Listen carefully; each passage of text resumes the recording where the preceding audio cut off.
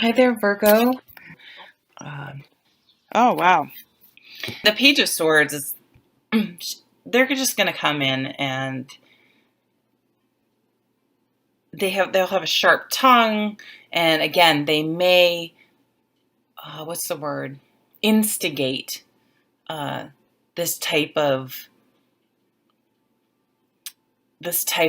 pattern, cycle of events.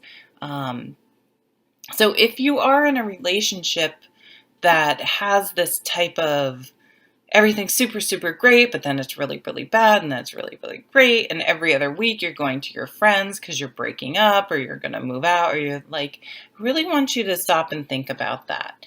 And start to think about things in a different way. Like, what is sustainable? Can you be centered? What part are you playing in this circle, this vicious circle happening if you are in a relationship? And if you're not in a relationship right now, and you've ever been in a relationship like this, I think we tend to be in these when we're younger. Just to really think about it. Like, was that healthy? Was that happy? What about that was appealing that you stayed in it? How just try to analyze it. Try to step back and picture if this was a different, if I was looking at someone else's relationship, how would I view it? And you can, if you have a good friend, and you're truly open to it, you can ask them, how does this look to you? How do you see this relationship or that relationship I had? If you're truly open to some honest advice, and you have uh, like a Sagittarius like me friend that will tell you straight up what they thought. I mean, I don't think it was happy. The Four of Cups is just, it gets to a point where you can get numb from that. It's like I can't deal with the highs and the lows, and instead of being centered and calm, it's like numb. You just shut down completely, and that's not healthy either. So how do you find that balance? How do you figure this out? And it takes life experience, it takes mindfulness, it takes figuring out what you can and cannot endure, what is behind the highs and lows. Sometimes it's that thrill of it's almost like you want to feel too much, but just because you're being zen about things doesn't mean things aren't great and exciting. But it's different than being so much energy and so much drama that it's unsustainable to the point where you just become it. You just can't deal with it anymore, so you kind of shut down. People stay in these types of situations because they're afraid of the unknown. They're afraid of being alone.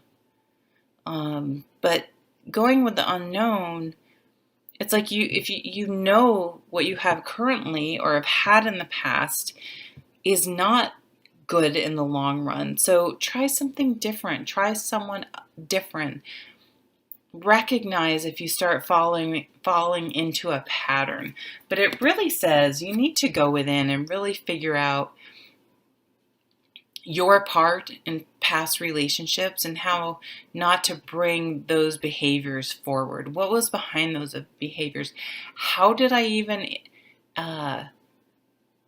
how was I a willing participant in these fights or this drama in the past? And going within, it's like, do I want that? Did I really create that? I was a co-creator in that. And how do I want to function in relationships? And the hard thing is to have the conviction once you figure that out to stick to it. And if you get into a relationship, you never know what a relationship is like until you're in it. Then having the conviction to say, I am breaking this pattern, this cycle of events, and I'm not going to do it again. And, sticking up for yourself, but being alone is going to be better than being in a situation where you're like, oh my God, I don't know. I'm numb, I'm unhappy, and I'm enduring it. I'm trying to get through the night. I'm trying to just hoping for things to get better, or I'm in denial and I'm shutting down because I don't want to deal with it. So it's like, it's time to deal with it. It's time to figure out what your pattern has been in relationships. And then, open yourself up to something. Oh yeah, here's the denial card at the bottom of the deck, the Tower. So this is saying, if you choose to stay in denial and stay in this type of relationship, something's going to come along. Usually, I feel like it's these people that treat us like shit, and we stay in these relationships, and then they end up dumping us or like cheating on us, and it's like, why the hell was I with this person in the first place? But there's the Eight of Swords again. It's time to cut away all of that. Cut away all the bullshit. Get to the truth. Really see things for what it is, and know that, okay, yep, moving forward is scary because it's unknown and you may be by yourself, but it's always better to bet on yourself and bet on something better than to tolerate the situation you just know isn't working out. And again, if this isn't something that's happening right now, if you're in a good relationship, fantastic. And if you're single, really use this time wisely to sort of make a contract with yourself. Like, I'm not going to tolerate this behavior. I'm going to get out. I'm not going to repeat the same patterns moving forward. The Wheel of Fortune flew out right at the beginning.